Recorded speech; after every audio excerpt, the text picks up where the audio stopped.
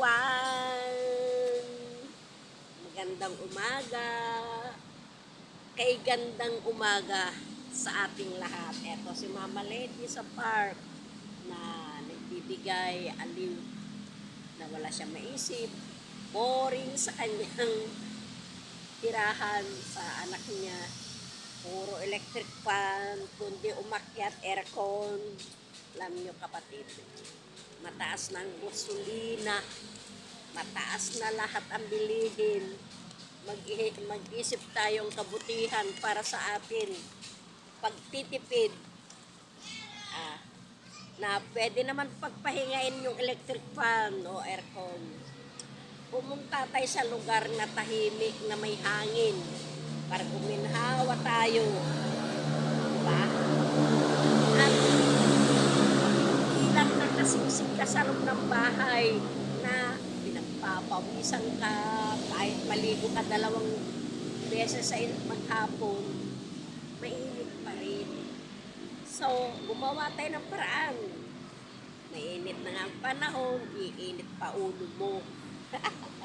Hindi natin maiwasan yan na magkaroon ng pinagdadaanan ng problema ng ating mga anak o pamilya. Kung mayroon man tayo may tulong sa kanila, mga kapatid, bigyan natin sila. Kung wala, manahimik tayo at tayo makinig at alam niyo, pinagdaanan na natin yan, di ba? Natural lang yun na sa buhay ng isang tao, meron magkakaiba nga lang ang problema. Hindi lahat ng problema pare-pareho.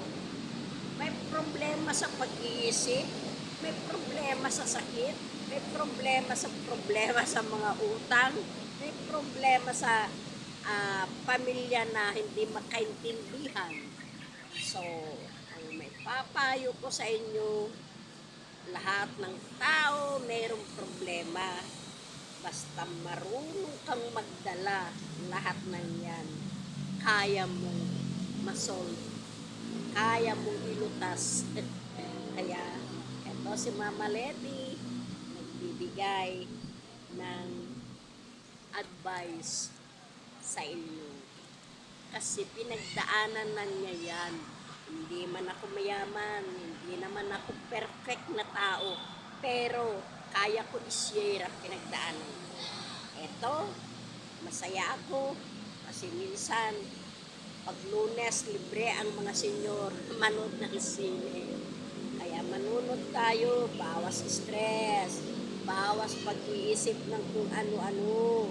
Kaya tayo, pagkaibigan at maraming kaibigan kausap, naaaliw tayo. Kaya ganito ang ginagawa ko sa akin sarili. Akala nyo, wala ako nararamdaman? Meron. Pero hindi ko sinasabi sa inyo. Dahil ayaw kong malaman nyo. Baka kayo pa ang mamroblema para sa akin. Kaya eto, si Mama Lady, masayahin na nanay, mabait na nanay. So, thank you for watching. Bye-bye! Kay gandang umaga!